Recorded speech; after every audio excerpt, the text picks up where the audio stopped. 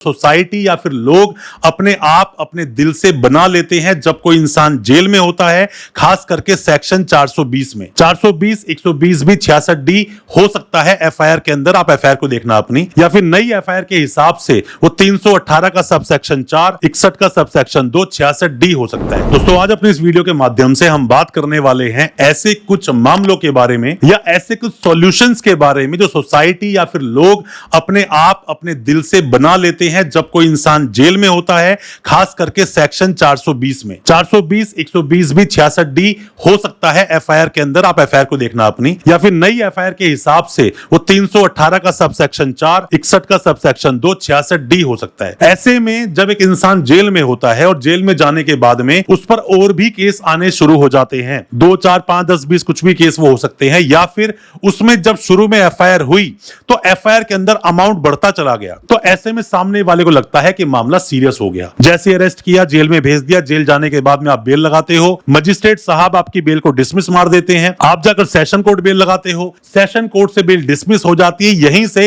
हाथ पांव फूलना शुरू हो जाते हैं, क्योंकि आप जब जेल गए तब आप इस केस को बड़ा हल्का समझ रहे थे, बड़ा इजी समझ रहे थे। दोस्तों, कोई इंसान अगर जेल जाए छोटे मोटे केस में भी, कभी भी उस मामले को नॉर्मल मत समझिए। कुछ नहीं पता वो इंसान जो कुछ घंटों के लिए सोच कर गया था, वो मामले कब महीनों में बदल जाए कुछ नहीं पता। ऐसे में आपकी वकील साहब की समझदारी, जज साहब का माइंड और कई बार केस को प्रेजेंट कैसे किया गया, ये चीजें मैटर करती हैं। कई बार डायरेक्ट इन्वॉल्वमेंट आपकी नहीं होती, पर पुलिस वाले ऐसे दिखाते हैं कि उस केस में आपकी डायरेक्ट इन्वॉल्वमेंट है। तो आज अपने इस वीडियो के माध्यम से हम बात करेंगे जो जो गलतियां आप करते हो, जो खुद से सोचकर आप गलतियां करते हो ऐसे नॉर्मल 420 के मामलों में, और आपको वो गलतियां नहीं करनी चाहिए या फिर क्या उसके कॉन्सिक्वेंसेस हो सकते हैं, उस पर बात करेंगे। ज्यादा कुछ जानने के लिए दोस्तों बने रहिए हमारे इस वीडियो के साथ। नमस्कार दोस्तों, फिर एक बार स्वागत करता हूं आप सभी का अपने इस YouTube चैनल पर, जिसका नाम है फाइट फॉर ट्रू। मेरा नाम है वीरेंद्र वर्मा। आप में से कोई भी नए वकील साहब है, कोई भी लॉ स्टूडेंट है, कोई भी अभी कानून की जानकारी ले रहा है, आपका सगा संबंधी जानकार कोई भी जेल में है, या फिर आप पर कोई केस दर्ज हुआ है ऐसा नॉर्मल चीटिंग का, तो ऐसे मामलों में बहुत कुछ जानकारियां मैं आपको देता हूं, अपने पर्सनल एक्सपीरियंस को साझा करता हूं, वो बातें बताता हूं जो कि किताबों में देखने से आपको इजीली नहीं मिलता है। दोस्तों, होता क्या है कि जब भी कोई इंसान जेल जाता है, शुरू में मैंने देखा इन मामलों में, शुरू में जब पुलिस आपको अरेस्ट करती है ना, तो हर इंसान केस को आसान समझ रहा होता है, इजी ले रहा होता है, फॉर ग्रांटेड ले रहा होता है कि ऐसे केस में कुछ नहीं होता, जाऊंगा फटाफट से आ जाऊंगा। ऐसा होता नहीं है। जैसे वो इंसान जेल पहुंचता है, जेल तो चला जाता है, उसके बाद उसके साथ जो रूपरेखा बननी शुरू होती है, ये जो ऐसा मकड़ जाल बनना शुरू होता है, इंसान फंसता चला जाता है, और भी केस लगते चले जाते हैं,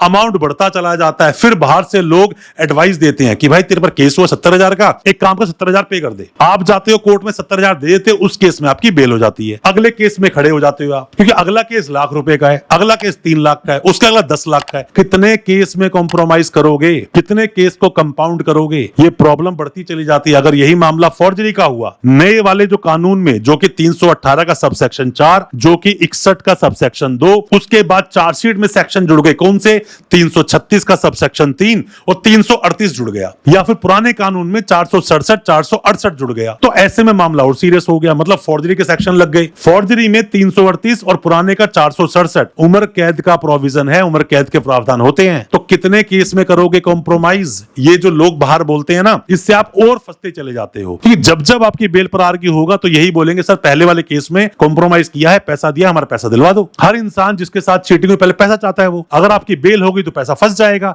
4, 5, 6 साल तक वो पैसा वापस मिलेगा नहीं उस कंप्लेनेंट को। अब एक और प्रॉब्लम सामने आती है जब लोग कोई अंदर जाते हैं। दोस्तों, आपका ओवर कॉन्फिडेंट होना, ज्यादा समझदार बनना और ज्यादा समझदारों के आसपास रहना आपके लिए हानिकारक होता है। बोलते हैं कि अधजल गगरी छलकत जाए, जिसको ज्यादा पता नहीं होता ना, उतने ज्यादा ज्ञान दे रहा होता है। ऊपर से आप जेल में जाते हो, नई नई बातें सुनते हो लोगों की, फिर आप कहते हो मेरी बेल क्यों नहीं हो रही है। दोस्तों, बेल लेना कोई आसान नहीं है। किसी भी वकील साहब के लिए सबसे टफ काम किसी अपने क्लाइंट को बेल दिलाना है। वो बेल चाहे रेगुलर हो, एंटीसिपेटरी हो, इंटरिम बेल हो, इतना आसान नहीं है कोई भी बेल लेना। एक केस आप पर दर्ज हुआ है, पूरा पैसा आप पे कर दो, कॉम्प्रोमाइज कर दो, बाहर निकल जाओ। अगर केस ज्यादा है, फंस जाओगे आप। कैसे फंस जाओगे? दूसरे स्टेटों में पुलिस घुमाना शुरू कर देगी। दिल्ली में अभी बंद हो, आप गुजरात के केस आ गए, जैसी बेल हो गुजरात पहुंच जाओगे। गुजरात में अभी बंद हो, केस हैदराबाद के आगे हैदराबाद पहुंच जाओगे। हैदराबाद से और केस बॉम्बे है, बॉम्बे पहुंच जाओगे। कहां कहां घूमोगे और कितने आप वकील करोगे? ये चीजें आपकी फंसती और फंसती चली जाएगी। अभी तो आप परेशान हो जो जेल में हो, साथ में आपका बाहर से परिवार परेशान है जो बाहर बैठा हुआ है। तो लोगों की फालतू फंड की बातों में मत आइए। और दूसरी बात, आप मान लीजिए लीजिए बेल लगाना चाहते हो किसी इंसान की, मान लीजिए दिल्ली में केस है, दिल्ली में, फरीदाबाद में, गाजियाबाद में, नोएडा में, मान लीजिए 3 जगह केस है, मतलब दिल्ली के अलावा 3 जगह, दिल्ली को जोड़कर 4 जगह, और चारों जगह केस है। अब दिल्ली के वकालतनामे साइन हो गए क्योंकि अब दिल्ली के जेल में हो। अब नोएडा के केस का क्या आप दिल्ली से वकालतनामा साइन करा पाओगे? अगर दिल्ली में उस केस की डिटेल नहीं पाई गई तो यहां साइन नहीं होगा, तो आप नोएडा की बेल कैसे लगाओगे? तो पहले जाकर नोएडा के कोर्ट में एंट्री करानी पड़ेगी कि वो आदमी इस जेल में बंद है, उसको यहां पर लाया जाए, प्रोडक्शन वारंट कराया जाए, या फिर गाजियाबाद कोर्ट का गाजियाबाद में लाओ, फरीदाबाद का फरीदाबाद लाओ, गुड़गांव का गुड़गांव लाओ। तो ये सब चीजें देखनी पड़ती है, इतना आसान कुछ भी नहीं है। आप फिर सोचते सर इंटरिम बेल करा दो, इंटरिम किस ग्राउंड पे लोगे